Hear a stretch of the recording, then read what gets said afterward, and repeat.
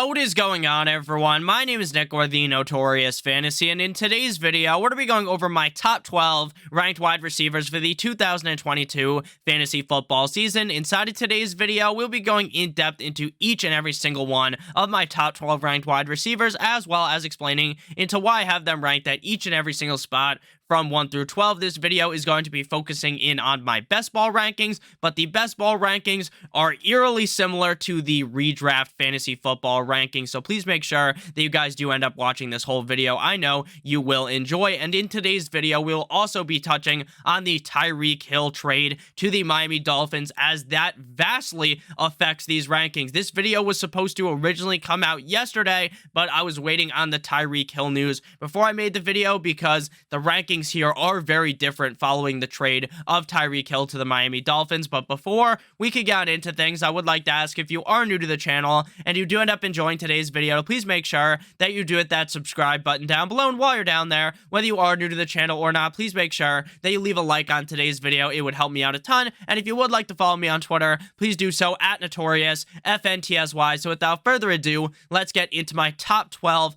best ball wide receiver rankings. We begin at number 1 with the number 1 wide receiver of the 2021 fantasy football season, and that is Cooper Kupp of the LA Rams. Last season, he played in 17 games, finishing as the wide receiver number 1 in half PPR and the wide receiver number 1 in half PPR points per game. Now, the reason why we distinguish between half PPR finish and half PPR points per game is because sometimes the finish on the season is heavily swayed by the fact that they played 16, 17 games, and there were some other wide receivers who, when they were healthy, maybe they only played in 10 games, they were a lot more productive for your team, but they didn't finish as high at the end of the season because obviously they missed a couple of games. So Cooper Kupp, though, he's one of those guys where it doesn't matter if you're looking at the stats for the end of the season, the points per game finish. This guy was fucking amazing every single game. He had 191 targets, 11.2 per game, ranking number 1 at wide receiver, 145 receptions, 8.5 per game, number 1 at wide receiver, 1,947 receiving yards, 114.5 per game, again, number 1 at wide receiver, and 16 total touchdowns, number 1 at wide receiver. This man was number 1 in every single category. Now, I know some people will make the argument that, Nick, while you have Cooper Kupp ranked as your number 1 wide receiver, wouldn't it make sense to pivot to a different wide receiver? Because it is highly unlikely that the guy who finished number 1 last year, that put up all these crazy stats, will finish number 1 again. And I understand that argument, and if that is the argument you are going to be making, then you can go ahead and rank another wide receiver ahead of Cooper Kupp. But in my opinion, it's a little bit foolish to rank anyone ahead of Cooper Kupp based upon just how dominant he was in 2021. Now, I understand that the numbers are likely to go down. It seems almost impossible that this man gets nearly 200 targets yet again in 2022. The LA Rams obviously bring in some new wide receiver options. They get rid of Robert Woods. They bring in Allen Robinson. It seems as though Odell Beckham Jr. may be back. He may not be back. That's definitely up in the air as of right now, but Cooper Kupp is still in a eerily similar situation to last season. He still has Matthew Stafford, and I believe he is going to be being force-fed the ball game in and game out just like last season. It was just impossible to cover Cooper Kupp, so I expect him to have yet another phenomenal season in 2022. So he is my number 1 ranked wide receiver. At number 2, we got Justin Jefferson of the Minnesota Vikings in 2021. He also played in 17 games, finishing as the wide receiver number 4 in half PPR and the wide receiver number 4 in half PPR points per game. Last year, he had 167 targets, 9.8 per game, ranking 4th at wide receiver, 108 receptions, 6.4 per game, ranking 4th at wide receiver, 1,616 receiving yards, 95.1 per game, number 2 at wide receiver, and 10 total touchdowns, finishing 7th at wide receiver. Now, the touchdown number is something that I read off in all of these videos, right, for running backs, wide receivers, but that is a number that could drastically change year in and year out. And unless a guy completely overperforms, like Cooper Kupp scored 16 total touchdowns, while that may seem like a lot, in reality, it's not. I mean, he was number 1 at wide receiver, right? But if he scored like 22 touchdowns or something fucking crazy like that, then I would be like, you know what? Cooper Kupp's probably not going to score 16 or not going to score 22 touchdowns again. But 16 seems like an obtainable number for Cooper Kupp. Same thing goes with Justin Jefferson at 10 total touchdowns, ranking 7th at the wide receiver position. Now, a lot of people tend to kind of bag on Justin Jefferson, not because of how talented Justin Jefferson is, right? We all know how good Justin Jefferson is, but because the situation he is in Minnesota. A lot of people point to the fact that Kirk Cousins is this below average quarterback, but in my opinion, I think Kirk Cousins gets a whole lot of shit for really no reason, because while I don't think Kirk Cousins is like some top 10, top 12 quarterback in the NFL, I think that a lot of people tend to just put this narrative on him that he's not good in big games, that when it's like a Monday Night Football, Sunday Night Football, Thursday Night Football, one of those primetime games, or even Saturday football, when they play that at the end of the season, that Kirk Cousins is just going to completely choke and play terrible, and they put so much weight into that they just completely discredit any type of talent that Kirk Cousins has. Kirk Cousins wouldn't have made all of that fucking money throughout his NFL career if he was just some shit tier quarterback, like a lot of people tend to kind of put that narrative on him. So I think Justin Jefferson will be just fine in 2022 with Kirk Cousins as his starting quarterback. Justin Jefferson is so clearly by far and away the number one wide receiver in this offense. There definitely was some debate over the last 2 years. Will he be able to really eclipse Adam Thielen as that number one guy? Because Adam Thielen has been phenomenal when he's healthy. But in reality, Justin Jefferson is the clear number one option on this team, and you should be treating him like that. And again, like I said, if you're one of those people that doesn't want to draft a running back who finished number one at running back the year prior, a wide receiver who finished number one the year prior at the number one spot at their position, then go ahead and fade Cooper Kupp and go with Justin Jefferson. That is just fine with me. At number 3, we have Devonta Adams, wide receiver of the Las Vegas Raiders. In 2021, he played in 16 total games, was the wide receiver number 3 in half PPR, and the wide receiver number 3 in half PPR points per game, having 169 targets, 10.6 per game, ranking second at wide receiver, 123 receptions, 7.7 per game, ranking second at wide receiver, 1,553 receiving yards, 97.1 per game, ranking third at wide receiver, and 11 total touchdowns, number 6 at the wide receiver position. Now, a lot of people might start to shit their pants. They might start to get a little bit nervous on Devonta Adams because, Nick, he no longer has Aaron Rodgers, the reigning 2-time MVP, and that is going to completely derail his fantasy value. Now, I will definitely tell you that in terms of fantasy football, I would prefer for him to have Aaron Rodgers as his quarterback when compared to Derek Carr. Derek Carr, to me, is another one of those quarterbacks that gets a whole lot of slander, and he doesn't necessarily deserve it. But obviously, if you put it in a vacuum and say, hey, Nick, who would you rather have throw the ball to Devonta Adams, Aaron Rodgers, or Derek Carr? I'm going to say Aaron Rodgers. But Derek Carr does have that connection from college with Devonta Adams, and I think that Devonta Adams could easily flourish in this situation in Las Vegas. They definitely have that connection, again, from college, so I wouldn't necessarily just drop Devonta Adams all the way from potentially being the best wide receiver in fantasy football. To me, he may be the best wide receiver in the NFL, and to take that guy, and just because he's on the Raiders, throw him down the rankings. That would make no sense to me. People are going to bring up things like the fact that, oh, now Darren Waller is there with him, right? He's never really had to compete with a top 10 tight end or a top 5 tight end, maybe even the best tight end in the NFL before in Green Bay. He hasn't had a guy like Hunter Renfrow by him, which is a stupid argument because he's had other great wide receivers by him in Green Bay. So, in my opinion, if anything, this might help him now. Maybe he won't see 169 targets. Maybe he only gets 150 targets. But maybe those are more valuable targets because there's a lot more to worry about on the field. Maybe he's able to score more touchdowns because the defense is so worried about Darren Waller in the red zone. So I don't think that Devonta Adams' value should be diminished here in Las Vegas. If anything, maybe he has just as good of a season, if not slightly better this year in 2022. So I don't want to make it or kind of spread the idea that I don't like Devonta Adams in Las Vegas, because I feel just about pretty similar with him in Green Bay versus in Las Vegas. But before we get on in to the rest of my top 12 wide receivers, next up is number 4. I would like to ask, if you have ended up enjoying thus far, to please make sure that you hit that subscribe button down below as well as the like button. I'd like to give you guys a quick word from our friends and our sponsor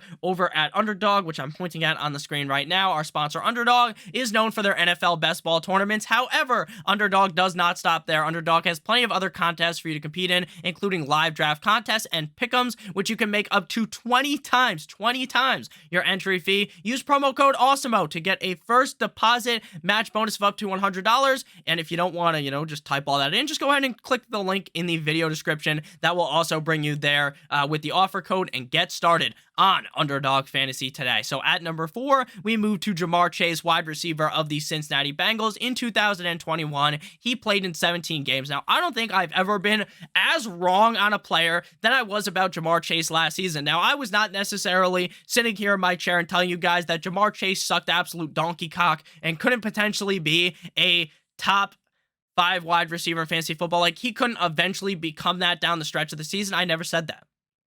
But what I believed was that all this news about him not being able to see an NFL football, that he needs the collegiate football, the NCAA stripes to see the ball, the fact that he sucked in training camp, he was dropping balls in preseason, he looked atrocious.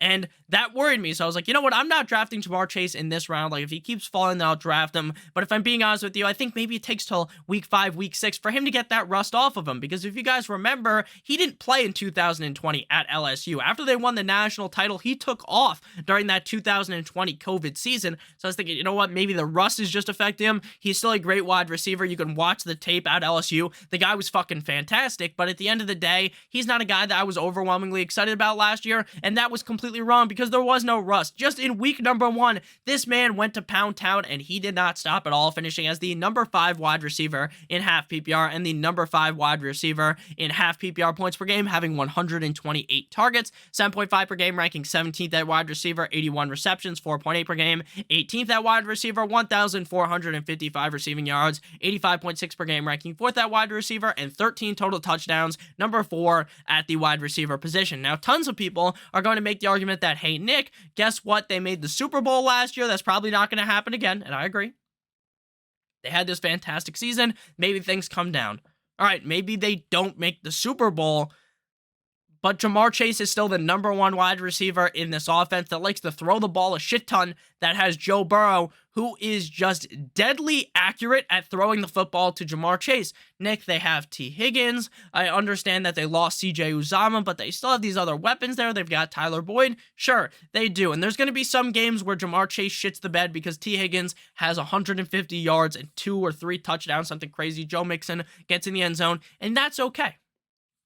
That's okay, because there's also going to be other games where Ja'Marr Chase puts the team on his back, puts your fantasy team on his back, and goes absolutely banana lands for your fantasy team and absolutely wins the game for you. So there's going to be some downsides to Ja'Marr Chase. I understand that there's other weapons around him, but there's other weapons on every team that I've listed off, every player's team that I've listed off so far, so I'm not too worried about that when it comes to Ja'Marr Chase. Again, I don't think the Bengals are going to make the Super Bowl again. The AFC is loaded. But what I do believe is that Ja'Marr Chase is a top-end wide receiver in the NFL, and if he sees just slightly more targets, I understand his numbers were carried by the touchdown total, 4th at wide receiver, 4th at the receiving yards number, but if he was to be able to get maybe 135, 140 targets, this guy could potentially be the number 1 wide receiver in fantasy football next season. At number 5, we move to Debo Samuel, wide receiver of the San Francisco 49ers, who played in 16 games last season. Next up, we have Tyreek Hill, and this is where I had to move Tyreek Hill. Because in Kansas City, he's got to be a top 5 guy, right? Because Pat Mahomes is going to be feeding him the ball while they have Travis Kelce. He is just a game-breaking wide receiver, but I had to move him down slightly because the volume to me just might not be as high in Miami, and that's what we're going to be talking about. So number 5, Debo Samuel, 49ers, 16 games played in 2021, was the number 2 receiver in half PPR, number 2 wide receiver in half PPR points per game. He had 120 targets, 7.5 per game, ranking 21st at wide receiver, 77 receptions, 4.8 per game, ranking 21st at wide receiver, 1,405 receiving yards, 87.8 per game, ranking 5th at wide receiver. He also had 59 rushes for 365 rushing yards, 14 total touchdowns, number 2 at wide receiver. So there is this kind of discussion, at least in my own head, right? I'm talking to myself, got the devil and the angel on my shoulder, where I'm talking to myself and I'm thinking, you know what? Mike McDaniel left San Francisco to go to Miami to be the head coach. How is that going to affect the game plan for San Francisco? Are they still going to be putting this heavy, strong emphasis on Debo Samuel being this quote-unquote athlete on the team, meaning that he's not just a wide receiver. He's a guy that we can hand the ball off to, run these jet sweeps, run these kind of check down plays to him, not necessarily check down, but a screen, kind of what I'm saying. Just give the ball to him in space and let the motherfucker cook, right? I assume that's going to stay, but without Mike McDaniel's offensive genius, Will it work with Kyle Shanahan? I think so. So I'm not here to, I've said like diminish someone's value. I've said that like 50 fucking times in today's video, but I'm not here to demean the coach of Kyle Shanahan. But all I'm saying is that maybe if that decreases slightly, maybe without Mike McDaniel, it's just not the same with Debo Samuel. But again, he's still the #1 receiver on the team. They're probably going to switch to Trey Lance. Maybe they stay with Jimmy Garoppolo. I mean, it seems like no one wants Jimmy Garoppolo. And that what I'm reading is that maybe Jimmy Garoppolo is just the quarterback again for San Fran in 2022. I don't really bake too much of the quarterback situation there into Debo Samuel's value. I think Debo Samuel is going to be fine, whether it's Jimmy G, Trey Lance, whether it's me as the starting quarterback. So I'm fine with Debo Samuel. I like him a lot. Still a top 5 wide receiver. I just don't know if he's going to have that prolific, excellent season that he had last year, especially since his numbers were so heavily carried by the touchdown and receiving yards total. At number 6, we move to Tyreek, the free kill, as a Miami Dolphins fan wearing the shirt right now, even though it's kind of see-through because I got the green screen on, I got the Dolphins hat on, of the Miami Dolphins, baby. We got him. And when I saw that this happened, I've been pretty sick the last couple of days. Not necessarily like I fucking COVID or something, but my nose is nasally. You can probably tell throughout the video that I don't sound 100% there. And I screamed so loud, I think that fucked up my voice, because as a Dolphins fan, I'm so excited. I'm so excited to have Tyreek Hill here. I'm just so excited for what Mike McDaniel is going to be able to do with Tyreek Hill, with Jalen Waddle, and I really believe Tua is going to take that next step up. 2021, 17 games played for Mr. Tyreek Hill in Kansas City. Wide receiver, 6.5 PPR, 7.5 PPR points per game, 159 targets, 9.4 per game, ranking 7th at wide receiver, 111 receptions, 6.5 per game, ranking 3rd at wide receiver, 1,239 receiving yards, 72.9 per game, 6th at wide receiver, and 9 total touchdowns, 10th at wide receiver. Now, the biggest thing about Tyreek Hill going to Miami is the quarterback chains, going from Patrick Mahomes to Tua Tagovailoa. Now, a lot of people are going to point out, but Nick, Tua sucks at throwing it deep. Tua can't throw it deep. Now, if you look at the stats, that is just factually incorrect. But Nick, Tua doesn't have the arm power. Also incorrect. A lot of Tyreek Hill's value last season came from balls not thrown 7,000 yards down the field, right? Tyreek Hill, if you remember against the Bills in the playoffs, this man cuts a slant up the middle. Mahomes throws it, 7 yards? Hill jukes out the whole defense, takes it to the house. A lot of these plays for Tyreek Hill are not these deep down the field highlight plays that you would think, where Mahomes just says, fuck it, Hill's out there somewhere, heaves it 5,000 yards down the field. Now, that obviously happens, but it's not every play. They also like to throw the ball behind the line of scrimmage, let Tyreek cook back there. And Mike McDaniel's no fucking idiot. He's not a dumbass. He's going to be giving the ball to Tyreek Hill, who, again, wide receiver, 6.5 PPR, 7.5 PPR points per game. He had 159 targets, 111 receptions, 1,239 receiving yards, and 9 total touchdowns. Now, do I expect him to have, would I rank him as a top 5 guy? No, he's number 6. Do I think he has top 5 potential? Yes. But he's easily locked and loaded as a top 5 wide receiver in Kansas City, whereas in Miami, things are a little bit different. Again, McDaniel is smart, in my opinion. I think Tua's going to take that next step up. I think with the offensive line just so much better in Miami, that Tua will have the time to actually throw the ball deep, because there won't be defensive players just in his fucking face within 2 seconds of him snapping the ball. And that is going to help the passing attack a ton. Now, you might be thinking, Nick, you're a Dolphins fan. This is just propaganda that you're spreading, right? Because you're a Dolphins fan. You're just going to say that the Dolphins are going to be fine with Tyreek Hill, blah, blah, blah. I put zero bias in my opinion. I'm a Dolphins fan. If you guys have been watching my videos, I've been making videos since, 2019? Trust me, when the Dolphins were shit, I was not telling you guys to draft all these Dolphins players. Trust me, that's not how things go around here. So I think Tyreek Hill is going to have a great year in Miami. I think he's going to be just fine. Let me know what you guys think about that in the comment section. At number 7, we got CeeDee Lamb, wide receiver of the Dallas Cowboys, 16 games played in 2021, finishing as the wide receiver 18.5 PPR and the wide receiver 21.5 PPR points per game, tied with my boy, Jalen Waddle. He had 120 targets last year, 7.5 per game, ranking 21st at wide receiver, 79 receptions, 4.9 per game, ranking 20th at wide receiver, 1,102 receiving yards, 68.9 per game, 0.1 off of being very nice, I like, with 69, number 14 at wide receiver, and 6 total touchdowns, 20th at wide receiver. So they get rid of Amari Cooper. There is still a chance that they draft someone in the first round, because we all know Jerry Jones is a greedy fucker, and while they don't necessarily need another wide receiver, they have Michael Gallup, they have other options there. They'll probably just end up drafting another wide receiver in the first round. But CeeDee Lamb is the clear number one option there right now, at least. So CeeDee Lamb going to be in a pretty solid situation. Obviously, last year, Dak Prescott was hit or miss. I'm talking about this guy looked amazing in some games, right? You remember week 1 against Tampa, how great he looked? And then there was other games where he looked like he had no idea, or why you would even have any idea as to why this motherfucker is starting in the NFL, right? He had, like, terrible games.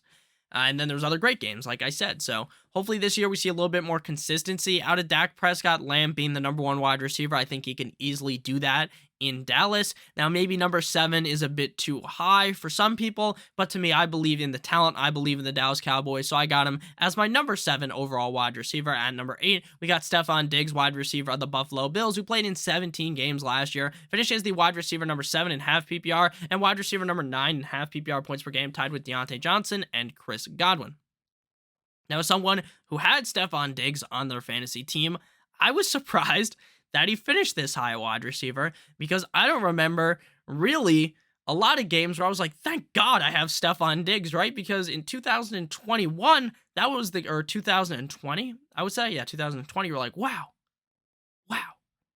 I'm so happy I have Diggs on my team. Last year, not so much, but hey, he still did great. 164 targets, 9.6 per game. Spin that around and get 6.9. Very nice. Number 5 at wide receiver. My Borat voice definitely not as good when I'm nasally like this. 103 receptions, 6.1 per game, ranking 8th at wide receiver, 1,225 receiving yards, 72.1 per game. 7th at wide receiver, and 10 total touchdowns. Number 7 at the wide receiver position. So Stefan Diggs, to me, definitely had a down season compared to 2020.